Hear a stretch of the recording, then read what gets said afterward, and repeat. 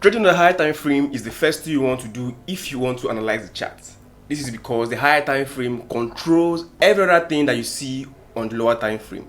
In this video, I'm going to show you how to analyze on the higher time frame and most importantly, how you can execute on the lower time frame. But before we go into that, if you're seeing me for the first time, my name is Divine and I'm a forex trader. What I basically do on this channel is document how I trade and as well show you the mindset behind my strategy. If you want to see content like this, I want you to smash the subscribe button, like this video, and drop a comment. I'll be right back. Alright, let's look at USD CHF for an example. I'm going to be analyzing USD CHF and showing you a clear example on how to analyze on the higher time frame and how to execute on the lower time frame. For us to analyze this pair, we want to simply go to the higher time frame and analyze what price is doing on the higher time frame. And on the higher time frame, we're going to be using only daily time frame. We want to understand what price is really doing on daily time frame for us to know or have a clue on what we're going to be doing on the lower time frame. On daily time frame, price can either be doing any of these three things. Is that price is going to the upside, price is going to the downside, or price is just in one place resting. And for us to understand how we want to know if price is going to the upside, if price is going to the downside, or if price is resting, we want to simply use support and resistance to identify support level and resistance level.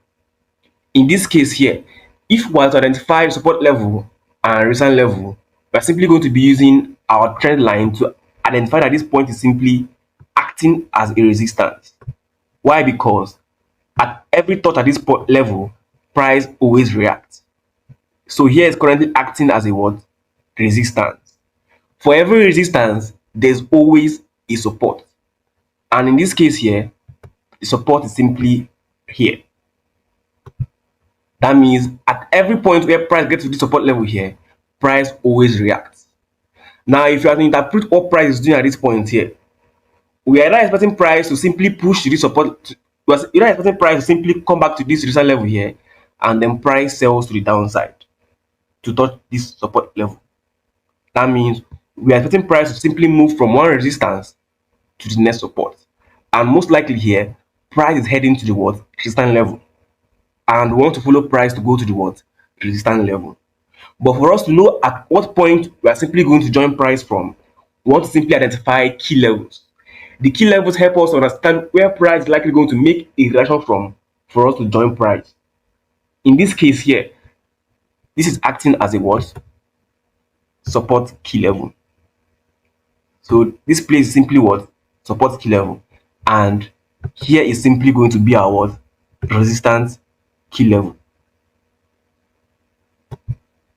Now, our interest now is most likely on these key levels. We want to understand how price is simply behaving or how price has behaved from this key level to the current place where price is. How did price move from this place to this place, and how is price moving from this place to the current place where price is. And we want to do that on the 4 hours time frame. On the 4 hours time frame, we are simply going to understand market structure and most importantly, identify the supply and the demand zone. And the point where we want to understand market structure is simply the point where price got to the key levels. That means how the price behave from this key level to this place that price is. Then we can know at what point we are going to join price from. In this case here, if you look closely, you will see that the price structure, or let me say the market structure that the price gave from this place is simply this high give us what? This low. And this low give us what? This high. And this high give us this what? Low. That means the structure here is simply this, that price is simply giving us swing high and swing low, and this point is simply the last swing high, and here is simply the last swing low. That means I'm simply going to identify this last swing high and this last swing low to know what we are going to do next. This is the last swing high, and this is the last swing low. That means when price was giving us swing high and swing low, price gave us this swing high here, and price gave us this swing low here. we are expecting price to be on a downtrend so long price is simply below this swing high here. But currently, price has taken out this swing high, meaning price has confirmed that price is an uptrend. The low that took out this high is simply this low here. This low. We want to simply identify the zone or the demand zone that was created when price formed this low and this high here. That means our interest here is to simply identify this demand zone that was created when price was printing these lows and this high. And for us to do that, we want to simply see the bigger picture right here. And if you look closely here, you will see that this place is simply the first point of demand. And here is the second point of demand. Now, having identified these demand zones, we want to simply go to the 1 hour time frame and refine these zones to become a point of interest. Remember, this was the low that took out the previous high, and this was the high that was formed currently. Our interest now is to simply allow price to come into any of these demand zone for us to continue to buy, because price is basically in an uptrend. And for us to do that, we want to simply go to the 1 hour time frame and refine these zones to become a point of interest. And if we are to define these zones to become a point of interest, we want to also identify liquidity point to know if it's going to hold or if it's not going to hold. Now, if I were to define this first POI, if I were to define this POI, we're simply going to be using this area here as our point of interest. That means one price come out to this place and we'll look for a buy opportunity. Now, here also a demand zone that we need to refine. That one price come back to this level and then we'll look for a buy opportunity. But before we buy, we want to also identify liquidity. And liquidity is simply what's going to tell if this place is going to hold or it's not going to hold.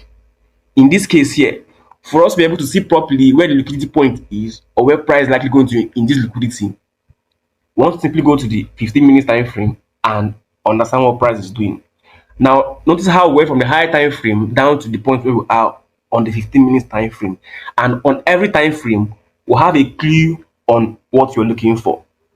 Now, for us to identify at what point is going to be okay for us to buy, we want to simply identify this point as a point of liquidity where price is likely going to come into for us to look for a buy opportunity.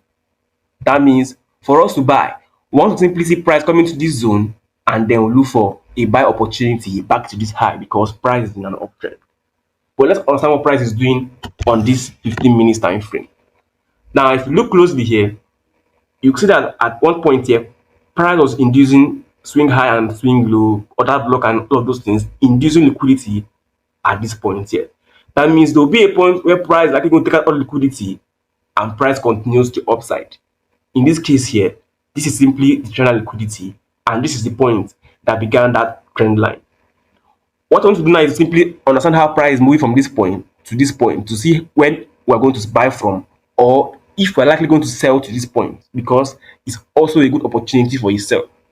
In this case here, we can simply see that this place is simply a swing high, a swing low, and this place is most likely a swing high. Let's look at it closely on the 5 minutes time frame. Now on the 5 minutes time frame here, let me zoom in. On the 5 minutes time frame here, if you look closely, you'll see that this point is the last low on this trend. That this place is simply a low, a high, and this high give us this low, and this low give us this new high. That means this place is simply a low, and here is a high. Now this high give us what? This low, and this low give us this high, and here is the new low. That means price is simply creating lower lows and lower highs because this was a low, a high, a low, and this low was meant to give us a newer high, a higher high, but failed to give us a newer high and then give us a low, meaning a change of character to the downside. Now, an opportunity for an entry here is to simply wait for price to get to our POI and we buy, or we simply wait for price to simply, or we simply follow price to go to the POI. And how I want to do this simply to understand that price is creating a high here and this is a low. We are not expecting price to take out this high, but instead we are expecting price to take out this low and most likely coming to our POI. That means an entry on USD CHF is simply wait for price to open tomorrow, be Monday, and then we look for a sell opportunity from this place, putting our stop loss above this high here, and most likely I'll take profit to this point of liquidity here, and most likely to our point of interest.